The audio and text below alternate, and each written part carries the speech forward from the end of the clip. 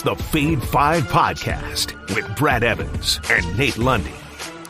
Place your bets, you black wagons. Brad the Big Noise Evans here, joined by the good sir, Nathaniel Lundy. 'Tis indeed the Fade 5 Podcast, presented by Swapacito Tequila. Pick up some love juice today at Total Wine and More. And good Lord, I need some liquid medicine right now because the cold front finally came sweeping through over the weekend, and I'm still hungover. It was a bad night, down a couple of units on Monday, but oh my goodness, we have a plethora of games to choose from and delightful, juicy matchups in college basketball. We'll get to those here in a second, but Lundy, let's start things off the top here. Dealer's choice. You're a gambling man. You like to go up to Blackhawk and play the various table games that involve the cards and hopefully you involving probably lots of liquor in the process. NBA or NHL play of the day. It's dealer's choice. What do you like tonight? Oh, dealer's choice. Oh, I like that. Yeah. And everybody knows the reason you drink at a casino is to make sure that you've gotten your money's worth. We all know that's exactly what we do. I mean, those are some really tasty $100 Heinekens. I'm just throwing it out there. I mean, that's premium stuff right there. Brad, if there's a team in the National Basketball Association, and I told you, Brad, that team hits the under 75.9% of the time when they are playing at home. 75.9% at home. What would you do? I would bet the under. That's what you do with the Clippers and the T-Wolves tonight. That is my dealer's choice. The total is at 234.5. The Clip Show hits the under at, I'm just going to round it off to make it easier, 76% of the time. The under is 22-7 when the Clippers are playing at home. My dealer's choice on this lovely Tuesday is to take the under between Minnesota and LAC. I absolutely love that. And I tell you what, I'm going to stay in that same game, but I'm going to attach a different name, and that name being the Claw. Kyrie Leonard? Kawhi. Kyrie Leonard. Oh, I have no Kawhi, damn it.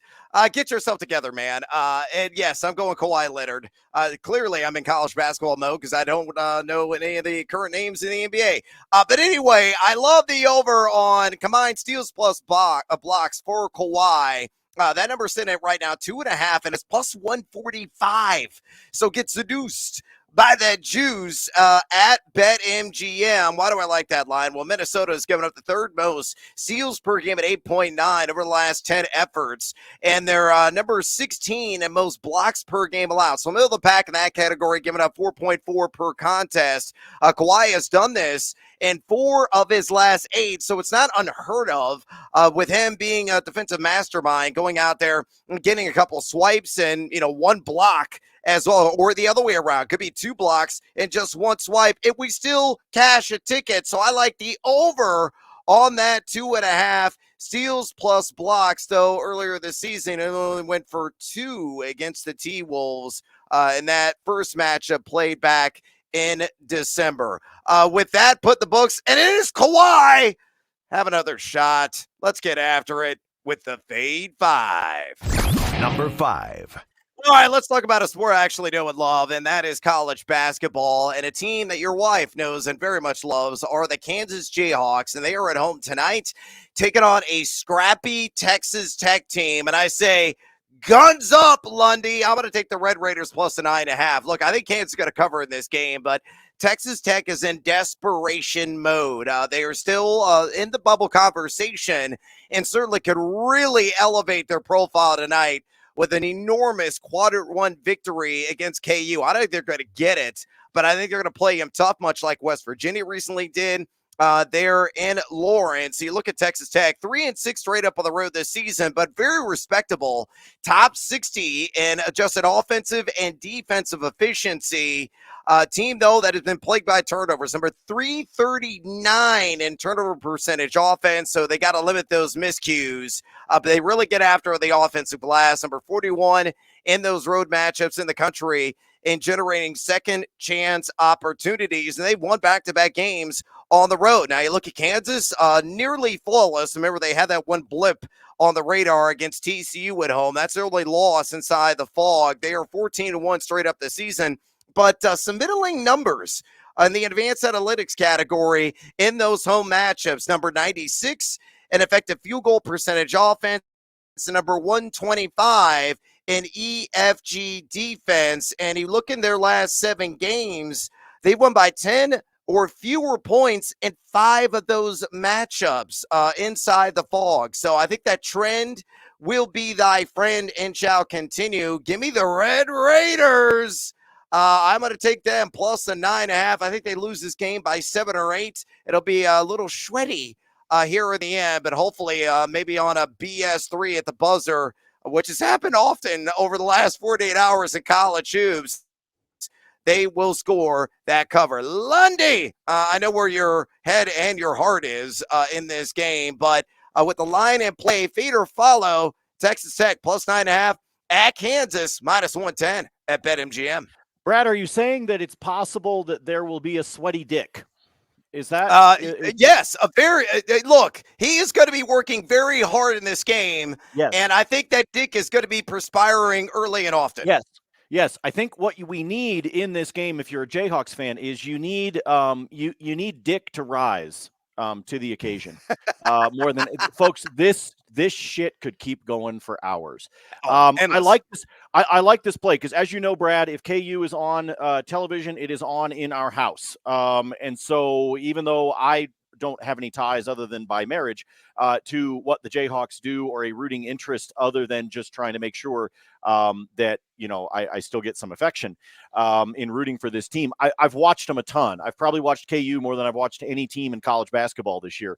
And there is this, they've got this, they just let guys hang around, especially at Allen Fieldhouse this year. They have been letting it happen. And they can pick up the victory, but I'm with you. I think this is going to be more like 6 or 7. I've got this vision in my mind of Kansas being up by, like I said, maybe 6 points at the end, and they're just dribbling it out at half court, letting the time expire, and we are all sitting there as bettors going, "Oh, thank God they did not shoot it." So I like this one because I think this is going to be a single digits game. We're coming down to that time of the year, and especially in the Big 12, man. God, it is hard for these Big 12 teams to beat each other by 10 plus. There's just so much talent in that conference this year. So I'm with you. I don't think the Allen Fieldhouse home court advantage is as strong as we've seen it in a couple of seasons past. So give me Tech to cover. KU to win, but Tech to cover. It's not a flaccid backing. Go with Texas Tech plus 9.5 against Grady Dick and friends. Number 4. Numero cuatro of the Feed 5 today. Let's go to the Mountain West Conference, and we got a matchup between the surprising San Jose State Spartans. It could be a real dark horse in that conference tournament, laying 2.5 against CSU. That is Colorado State, the pride of Fort Fun, although not so prideful what they have done this season. Minus 110. This one is pulled from DraftKings Sportsbook. You look at San Jose State, a team at home 10-3 straight up this season. They've won 5 of their last 6 contests, and they are top 30 in the country in those home matchups in offensive rebounding and defensive rebounding percentage. So they really crash the glass with Viola, Tolbert, and Diallo inside. And they are also number 70 in effective field goal percentage defense because of that length, because of that girth around the 10. It's difficult to score on the Spartans. And you look at Colorado State, a team that is very good, really, offensively this year, but they are 4-7 on the road. They are number 26 in the country in road matchups and effective field goal percentage offense, but their strength is scoring inside where they are number 10 in the nation in 2-point percentage offense. Again, that is the strength of San Jose State, is defending inside around the basket. Meanwhile, look at Colorado State. They don't believe in any defense. Get that the hell out of here. Number 256 and effective field goal percentage D on the road. And they are number 343 in offensive rebounding percentage, nearly dead last in college basketball and getting those second chance opportunities. So they're usually one and done. And they're a modest number 124 in defensive rebounding percentage as well. So knowing the power inside and the muscle that San Jose shows, I think they're going to neutralize the strength of Colorado State, score the victory and the cover. I'm laying the 2.5 on the Spartans at home against the Rammies, minus 110 at DraftKings. Lundy, fade or follow? Well, you mentioned the fact Colorado State's 4-7 on the road. They're also 4-7 straight up and against the spread, both. They just are not very good on the road. You talked about if you can slow them down on the inside, that's basically where you can shut it down. Colorado State, this may not be necessarily San Jose State's calling card by any stretch, but they can do it, especially at home. And that is the Rams give up the most 3-pointers per game in the Mountain West Conference. They allow it from outside the arc. 9.1 per game, as a matter of fact. So it's not necessarily that I expect San Jose State to just start jacking threes left and right, but they can.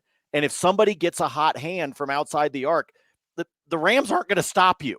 And that may be enough to make a difference here within this spread. I agree that the Spartans could be a little bit interesting in the Mountain West tournament. A little bit. I'm not picking them to win it, but they might make things interesting. But there are some teams in the Mountain West tournament that are just going to fall to the wayside. Like, can you just forfeit? Can you just be done? Just be like, I'm out. Thanks. Appreciate you stopping by. No, I really like this one. I especially like the fact that San Jose State is at home because, again, the Rams don't perform well on the road. They are just ready for the season to be over. Protect the rim. Damn it, Spartans, get it done. Number 3. Numero tres today on the Fade 5. Let's go to a mammoth battle in the SEC. We got Arkansas on the road taking on the Tennessee Volunteers. And let's do a little SGP/OGP. And come with me if you agree on this. I'm going to take the Arkansas line up to plus 12.5. And I'm going to take the total up and then smash the under on 140.5. Put those two together, it's even money, plus 100 at BetMGM. Why am I buying a ticket on the Must Bus? And again, I'm not saying Arkansas is going to win this game straight up, but they're going to be highly competitive on the road, where really they haven't been straight up this season. They're 2-7 in those matchups this year, number 173 in effective field goal percentage offense, but they are defending their tails off away from Fayetteville, number 30 in the country in EFG defense. Not only that, too, but a team that's really stretching out to the arc as well in that capacity. Now, they've got Nick Smith Jr. in uniform. And with him playing a full amount of minutes the last 3 games, they're number 6 in the country, Lundy, over the last 3 games in adjusted offensive efficiency. So I know they're 173 in EFG offense, as I just stated, but that could be a bit deceiving because Nick Smith Jr. is a guy that's going to be a top 5 NBA pick, presumably as soon as next year. He is a difference maker offensively for this team. And I know Tennessee, their calling card is defense. They're number 1 in the nation in effective field goal percentage defense, but number 136 in effective field goal percentage offense in their home matchups, where they are 13-2 straight up. And I think this game is going to be relatively slow as well. Arkansas on the road, a slower team in tempo, according to KenPom.com, 156 in the nation in those road matchups. Tennessee, number 252, so more half-court oriented, even more so at home. So knowing the slowdown pace, knowing the defensive upsides of both of these teams, and then knowing, too, the X factor that is Nick Smith Jr., SGP, Arkansas, plus 12.5, and the under on the all total of 140.5, plus 100 at BetMGM. Good, sir. Fade or follow? This is the only way that I will play this game, is to same game parlay it. And part of the reason why You know how every now and then you get okay, so you get a gut feel about a game, right? You're like, okay, we're going to make a pick. That's what Brad and I are here to do, right? We make picks. You decide to fade or follow. That's entirely up to you, but you make picks. Brad, I'm telling you, a half a dozen of the folks that I follow across social media, they're all picking Arkansas plus the points. That makes me really damn nervous when everybody is on one side. That's why I took it up. Yeah. So, folks, I'm telling you, I think what Brad is doing here is the only way to play this game, which is do something with that line. Because if and look, occasionally we're right. Occasionally, like all the prognosticators were all like, oh, you take it, and everybody's right, and everybody's cashing tickets, and everybody's happy. Okay, fine.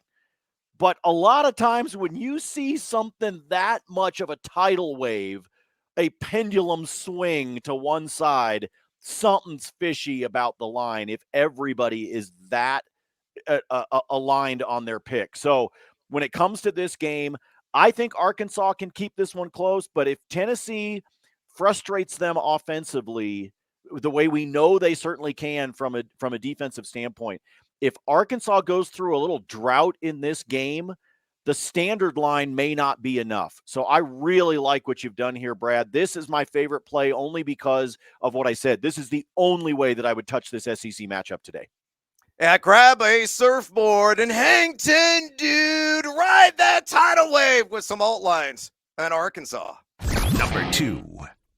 All right, numero dos, sticking with the SGP/OGP theme, and another team that has its back against the wall, painted into a corner, and really almost in a must-win situation, are the Clemson Tigers. Right now, member of my next 4 out on the latest version of the bracket big board, and check it out at balletsports.com.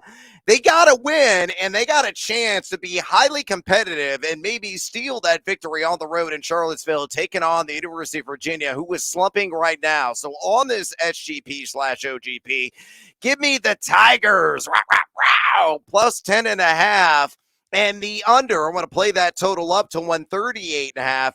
And again, tuck under that number and look at that. Oh, little baby seduced by the juice. Plus 110 on that SGP at DraftKings Sportsbook. You look at Clemson, a team that's not exactly extraordinary in any facet offensively, but they're very good defensively on the road this year. They are top 75 in the country in EFG defense in those road matches. Meanwhile, look at Virginia, a team that just cannot put ball through basket right now. Quite honestly, Vanderplas and friends, scoring is a major struggle. And you look at some of the advanced analytics, and usually a calling card of the University of Virginia is playing extraordinary pack line defense. It's what they're known for, but they've been a little bit looser in that capacity this season in home matchups, well north in number 100 and effective field goal percentage offense, and defensively nearly number 100 as well in effective field goal percentage defense. So they're in the 90s in that category.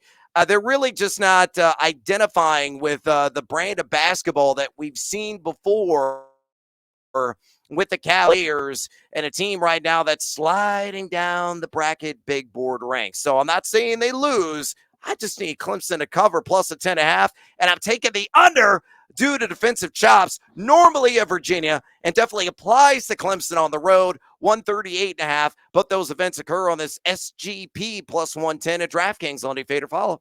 I will follow on this one as well because I'm not trusting Virginia right now. Obviously, they've lost 2 in a row, but Brad, I mean, they might as well have lost 4 in a row. I mean, the Notre Dame and Louisville, they won by a combined 5 points. And if I'm not mistaken, I think they were double-digit favors in both of those games. Everybody's a double-digit favor against Louisville. Everybody. And they barely got by. So they're 0, and actually they're technically let's see, they are 2-5-1 against the spread over the course of their last 8, including 0-4 in the last 4 straight. 2 games that they should have lost. Well, maybe not should have lost, but could have lost for sure, as we just said, with Louisville and Notre Dame. So this team doesn't look right now. And I don't know that a matchup against Clemson is going to be where they get right. So I'm with you. I'll take the spread up here, which is what, if I'm not mistaken, it's what, 6.5 on the normal line, 5.5. Something like that? It's actually up to 6.5 now. I think it opened at 5.5, so it's climbed. Even on the standard line, I would certainly entertain Clemson, but it's all about safety first for me, so that's why I built in the cushion. Well, it's because you're trying to build up the bankroll after the kick to the nads you took over the weekend. Yeah, I'm swollen in the wrong places right now. Yeah, exactly. So no, I like this play. Look, Virginia can get right, and they should get right. I just haven't seen it yet, and until I see it, I'm not going to trust it. So let's see if Clemson can keep this one in single digits. Yeah, Virginia wielding a foam sword right now. Fade the Cavaliers back the desperate Clemson Tigers. Number 1. Numero uno. We hit on this yesterday. If you watch live on the line, I took the over on the team total with Baylor, and it hit with like 13.1 seconds to go. So that was definitely a pat down your forehead kind of affair for those Baylor Bears in their victory over Oklahoma State, which bounced the Cowboys out of the bracket big board field and vaulted Arizona State in as a result. But nothing applies to either one of those teams in this matchup. And that is a Big Ten throwdown between the Indiana Hoosiers taking on the Iowa Hawkeyes after that historic comeback and the Fran McCaffrey stare down, which is one of my favorite events I've ever seen in college basketball history. Made the rounds there on social media, and for good reason. But tonight, I'm going to take the Hoosiers over 75.5 team total points, minus 110, available at DraftKings. The reason why I'm on this, Indiana has been outstanding.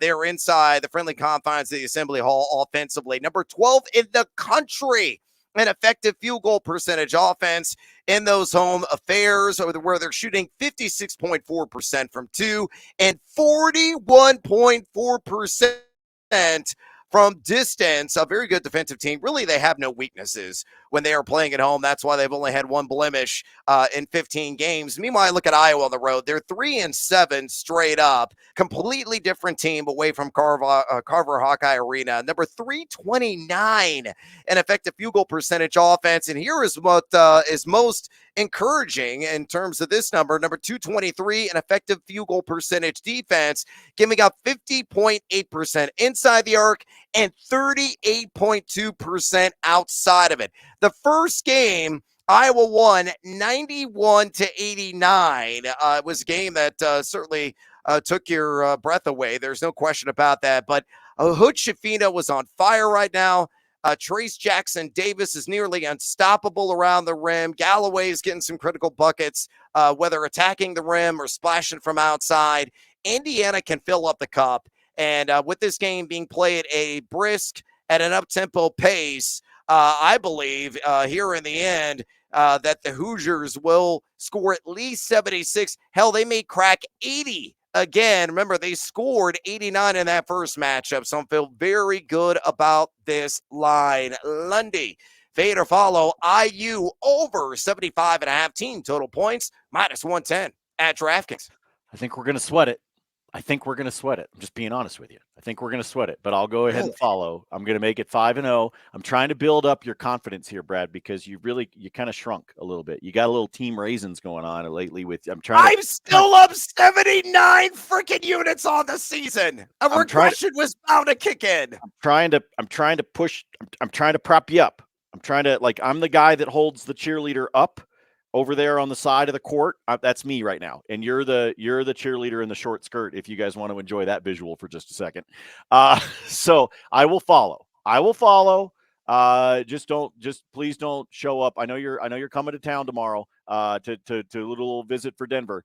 Please don't show up in a short skirt. Okay. Lundy, I hate to say this, but the line's changed. That's what it is right now. It just jumped 5 points at DraftKings. I swear to God, it was 75.5 early this morning when I woke up. I took it immediately, and now it's up a full 5 points. Remember, they scored 89 the first matchup.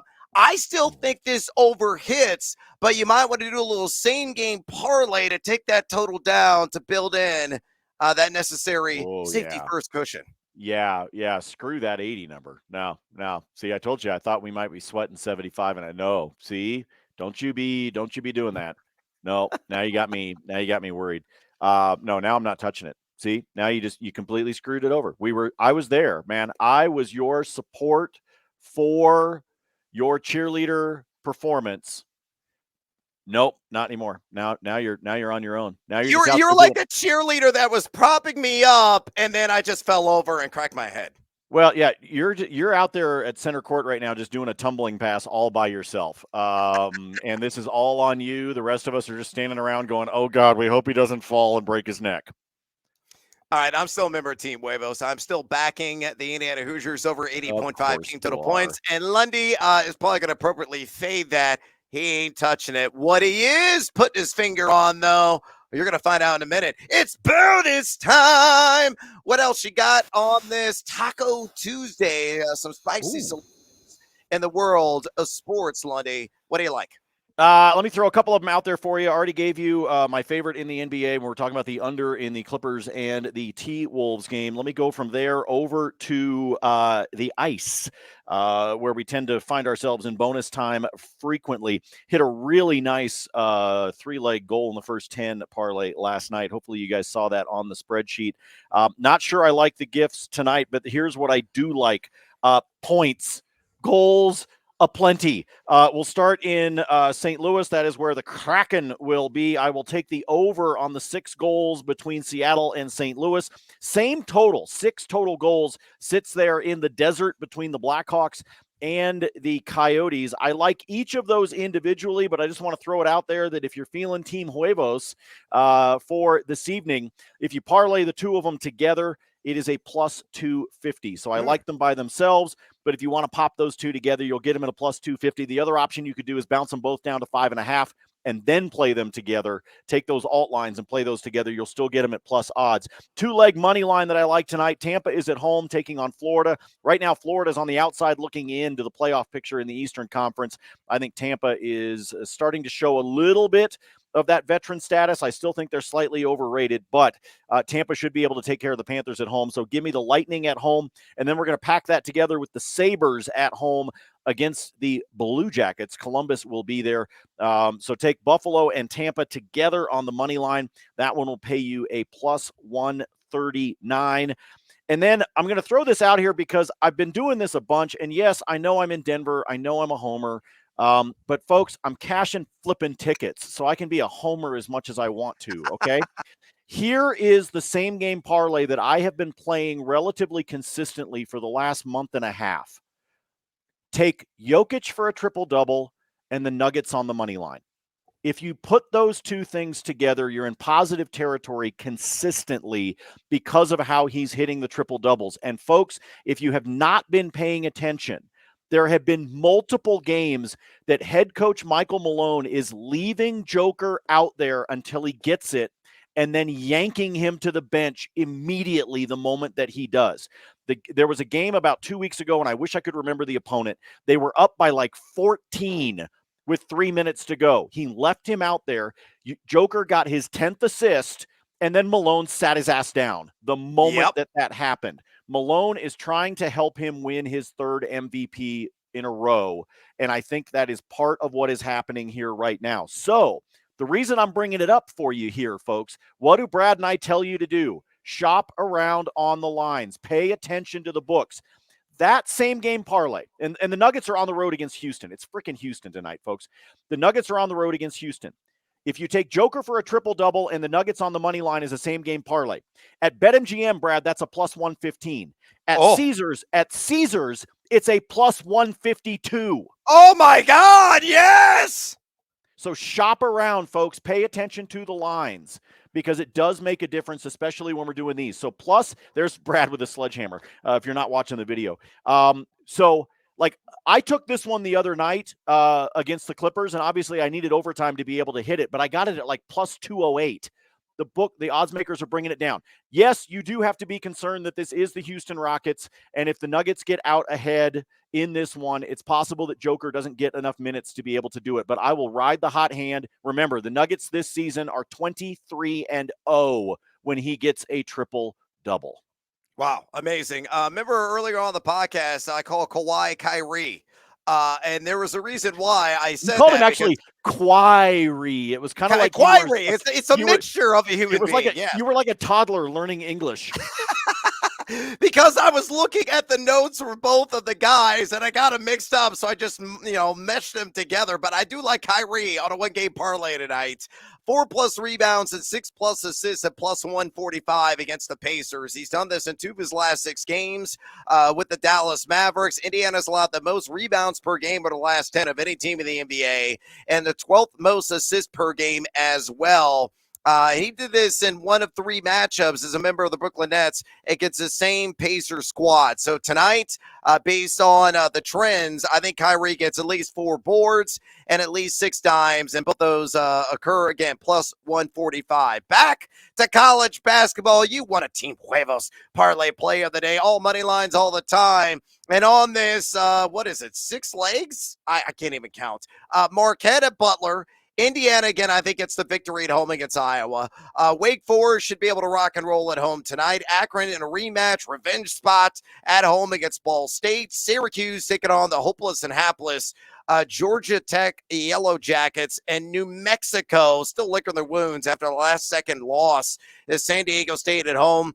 They get the victory tonight. All those 3 events occur, or 7 or 6 or 10. I don't even know how many they are. I just rattled off. Plus 349. That's all I need to know at DraftKings Sportsbook on that multi-leg Team Huevos parlay play money lines of the day. Elsewhere in college hoops, rapid fire style, like Boise, I'm going to lay the 1.5 tonight against visiting San Diego State. The Broncos 13-1 at home this year. Very good defensive squad, number 34 in EFG defense in those home matchups. I know San Diego State has played remarkable basketball away from SoCal. They are 8-1, believe it or not, on the road this season, but number 126 in EFG offense and number 73 in EFG defense. I think they are humble tonight. They barely got by the Lobos, as I mentioned, in their last effort. I think tonight they fall just short against Boise State, so I'm going to lay the chalk there. Elsewhere, I like NC State plus 6.5 at Duke. I do not understand why the line is this high. I know State has been kind of up and down on the road this season, 4-5 straight up, but very good defensively on the road. Number 13 in the country in EFG defense away. It's all about DJ Burns and Jack Clark. They crash the glass and win that battle inside against Filipowski and friends. I think ultimately they could not only get the cover, they could get the victory. Though Duke is impeccable this season, 15 at home, inside Cameron indoor this season. And last one for you, Lundy. 2 more real quick. I like Villanova. Lay the chalk.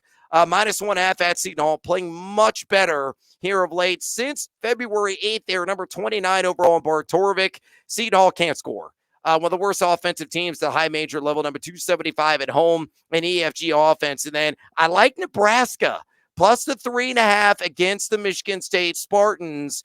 It's all about Kisei Tominaga, who's shooting 40.1%, the Japanese sensation from outside in the Spartans. That's their weakness. Number 273 and 3-point percentage defense this year on the road. Nebraska not only gets the cover, don't be surprised if they get the victory there inside their home arena. Would not surprise me. One more bonus thing I want to throw out there, because I did this one on YouBet tonight. I threw this out earlier this week. You know I hate futures, but conference tournaments are a little different, Brad, because it's a future, but it still pays me relatively quickly. I want to throw this out there. I got them at plus 260. I don't know where the line is right now. I will take the Bulldogs of UNC Asheville to win the Big South tournament. I love those odds at plus 260 for a team right now that basically their analytics are better than every other team in that conference. And I mean, their scoring is better. Their field goal, like everything that you could look at says that they should win that tournament. And the fact that I got them at plus 260 to win the Big South, that is some sexy juice right there, folks. There's a few of the different conference tournaments I like. I know you and I will be talking about them over the next few episodes of the pod, but because that tournament is getting underway before long, I want to throw that one out there. So hopefully you folks can take advantage of the juice as well. I really like UNC Asheville to take that tournament. Great call. I'll throw one out there that gets underway today in the Horizon League. I like Yes. the Penguins of Youngstown State at plus 170. They're number one in 6 different offensive categories in Horizon League action, shooting 55.5% from 2 and over 37% from 3. They're Good call. bar none the best team in that league. So I think they're going to water their way into the dance. All right, we're out of time here on the Fade 5 podcast. Please drop us a rating and a review if you enjoy this program. Also, feed or follow us. Check out Lundy's spreadsheet picks and all his takes on the Twitter at Nate Lundy, and all mine as well at Noisy Huevos. For Nate Lundy, I'm Brad Evans. Until next time, as always, feed or follow. That is up to you.